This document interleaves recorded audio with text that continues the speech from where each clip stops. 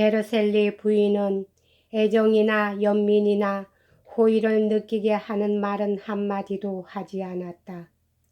언제나 냉정하게 묻고 나도 조심스레 대답한다.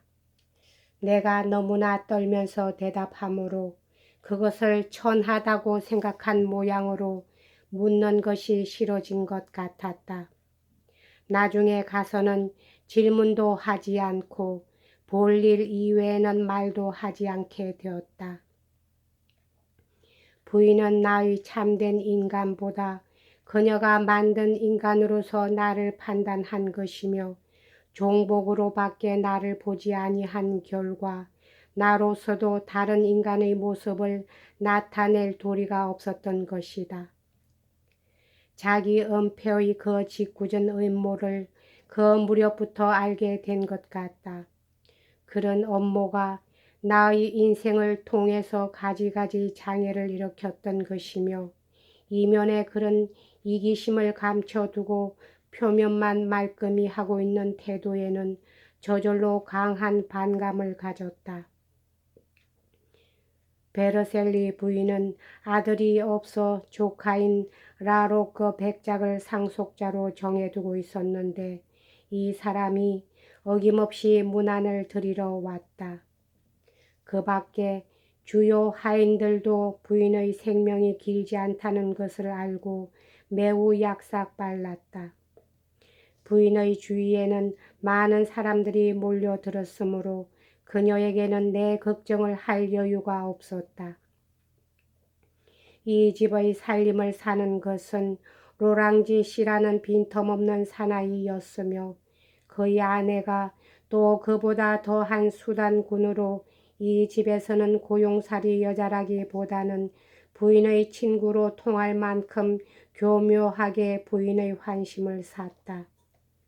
이 여자는 뽕딸이라는 조카딸을 하녀로서 이 집에 넣어놓고 있었는데 이 처녀 또한 무척 약아서 겉으로 시녀인 채 하면서 제 아주머니와 한 통속이 되어 완전히 부인을 독점한 꼴이 되어서 부인은 이 하녀들의 눈을 통해서만 사물을 보고 이 하녀들의 손을 거쳐야만 행동했다. 나는 운이 나쁘게도 이 세 사람의 마음에 들지 않았다. 복종은 했지만 일은 거들지 않았다. 같은 주인을 섬기는 외에 다시 그 하인의 하인 노릇까지 할 생각은 없었다. 그렇잖아도 그들에게 있어서 나는 말하자면 방해물이었다. 그들은 내가 마땅치 않은 위치에 있다는 것을 알고 있었으므로 부인이 그것을 알고 나를 똑똑한 위치에 앉히기라도 한다면 자기들의 몫이 줄어드는 것을 염려하고 있었다. 왜냐하면 이런 종류의 인간들은 욕심장이로 공평이고 뭐고 없어서 유산이 조금이라도 다른 사람에게 가면 그만큼 자기들의 재산에서 뜯기는 줄 알기 때문이다. 그래서 그들은 결속해서 나를 주인의 눈에서 멀리하려고 애썼다. 부인은 편지를 쓰는 것이 취미였으며 그것이 병상에서의 심심풀이였다. 그들은 부인이 그것을 못하도록 하기 위해 피로해진다면서 의사를 시켜 못하게 했다. 나는 사정이 어둡다는 구실로 나 대신 가마꾼 같은 거칠은 사나이를 두 사람 고용하여 부인의 시중을 들게 했다. 이런 식으로 매우 교묘한 계책을 썼으므로 부인이 유언서를 만들었을 때는 나는 그 일주일 전부터 방에 들어간 일이 없었다. 하기야 그 후에는 종전대로 그 방에 들어갔다. 게다가 그 누구보다도 부지런하게 일을 했었다. 그것은 이 불쌍한 여주인의 고통에 무척 동정이 갔기 때문이며 그녀가 묵묵히 그 고통을 참고 있는 모습에는 깊은 존경과 신애의 정을 느껴 그 방에서 그녀도 아무도 눈치채지 않게 진정 어린 눈물을 흘렸다. 우리들은 마침내 부인을 잃었다. 나는 그녀가 숨을 거두는 것을 지켜보았다. 그녀의 일생은 재기와 사려 있는 여인의 그것이었으며 그녀의 죽음은 현자의 죽음이었다. 싫어하지도 뽐내지도 않고 종교상의 의무를 다한 맑고 깨끗한 영혼. 그 점에서는 가톨릭교가 내게 퍽 좋게 보였다고 해도 좋았다. 그녀는 날 때부터 성실한 사람이었다. 병의 마지막 무렵에는 일종의 명랑함을 지니게 되었는데 그것도 변덕이 없고 극히 자연스러웠으며 침울한 병상의 이성으로 평형을 유지하려는 데 지나지 않았다. 완전히 병상에 눕고 만 것은 마지막 이틀 뿐이었으며 그때도 사람들과 조용히 이야기하는 것을 그만두지 않았다. 마침내는 말을 못하게 되고 이었고 임종의 고통과 싸우기 시작했을 때 한 번 크게 방귀를 뀌었다. 돌아누우면서 그녀는 말했다. 됐어. 방귀를 낄 수 있는 여자라면 아직 죽지 않어. 이것이 그녀가 한 마지막 말이었다. 지위가 낮은 하인들에게는 1년분 급료를 주도록 하라는 유언이 이미 있었다. 그러나 고인에 의해 기록된 사용인 명부에서 빠진 나는 아무것도 얻지 못했다. 그래도 라로코 백작의 주선으로 30리브르를 받게 되었고 입고 있던 새 옷을 차지하게 되었다.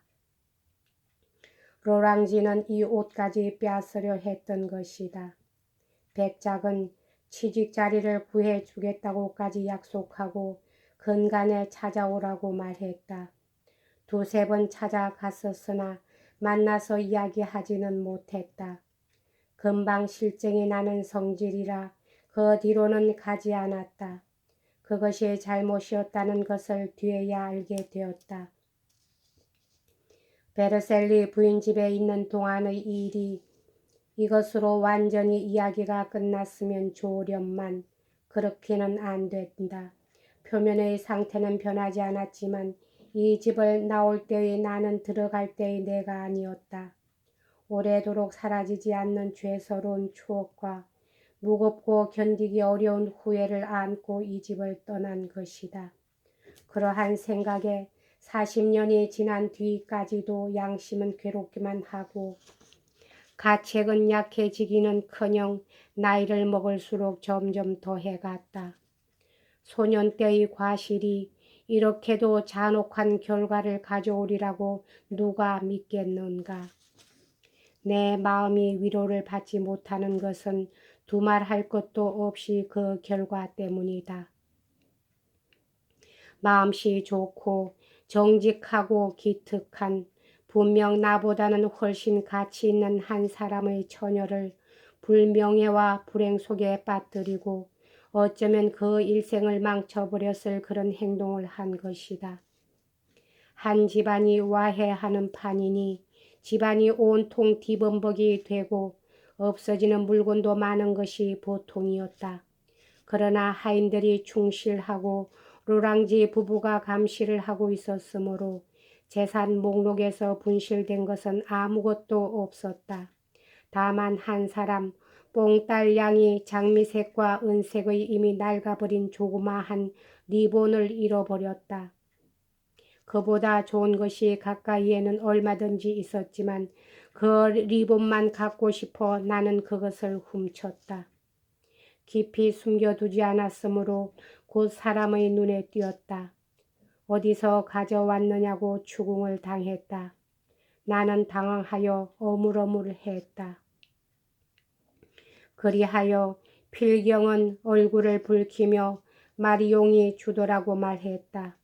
마리용은 모리엔너 태생어로 베르셀리 부인이 손님을 초대하지 않게 되고 자기도 진수성찬보다는 맛있는 미용수프를 먹을 필요가 생겨서 데리고 있던 여자 요리사를 내보내고 그 대신으로 고용한 여자였다. 마리용은 얼굴만 예쁜 것이 아니라 산골에서가 아니면 볼 수 없는 싱싱한 혈색과 특히 조심성이 많고 얌전한 모습은 보기만 해도 절로 호감이 가는 처녀였다. 게다가 사람도 똑똑하고 품행도 좋았으며 충실한 면에서는 두말할 나이도 없었다. 그러니 내가 그녀의 이름을 댔을 때는 모두 놀랐다. 나도 그녀 못지않게 신용이 있었으므로 두 사람 중 어느 쪽이 훔쳤는가 캐볼 필요가 있다는 결론이 내렸다. 여기까지 하겠습니다. 감사합니다.